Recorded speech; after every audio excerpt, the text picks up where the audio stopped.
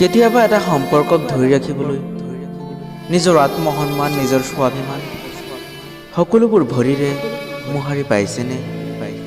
বহুতে হয়তো পাইছে।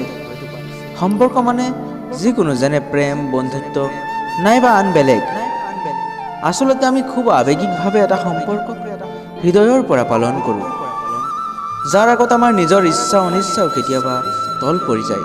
অহংকাৰটো দূৰৰে কথা, স্বাভিমানো নাহে। সম্পৰ্কটো যেন সকলোৰে ঊৰ্ধত, লাগিলে ভুল যিয়েই নকৰক। এইদৰে আমি ভাবি লওঁ আৰু নিজক তলতকৈ তলত পেলাই সম্পৰ্কটো জীয়াই ৰখাৰ আখৰাত ব্যস্ত থাকোঁ। ভাল কৰিব লাগে, সম্পৰ্কবোৰক জীয়াইতো ৰাখিবই লাগিব। কিন্তু সমস্যাটো কেতিয়া হয় জানে? যেতিয়া সন্মুখৰজনে সেই সমান মৰ্যাদা, সেই সমান গুৰুত্ব সম্পৰ্কটোক নিদিয়ে। বহু ক্ষেত্ৰত তেনেকুৱা হয় চাবচোন।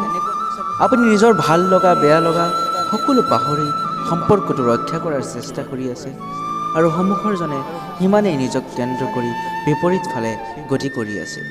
কি কৰে তেতিয়া আপুনি? সকলো আওকাণ কৰি নিজকে তল পেলাই যায় চাগে। জানো, আমি প্ৰায়েই এইটোৱে কৰোঁ। সঁচাই যদি এনেকুৱা কৰিছে তেন্তে শুনক, ৰৈ যাওক, সঁচাই ৰৈ যাওক। হয়, সম্পৰ্ক এটা ৰক্ষা কৰাটো ভাল কথা, ভুলবোৰ পাহৰি আঁকোৱালি লোৱাও ভাল কথা, স্বাভিমান অভিমান মাজলৈ ননাকৈ চলি যোৱাটোও ভাল কথা।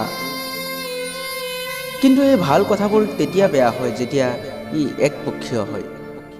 মনত ৰাখিব, এটা সম্পৰ্ক কেতিয়াও এফালৰ পৰা নহয়। যদি এফালৰ পৰাই হৈ আছে তেন্তে আপোনাৰ সম্পৰ্ক চাগে সম্পূৰ্ণ নহয়।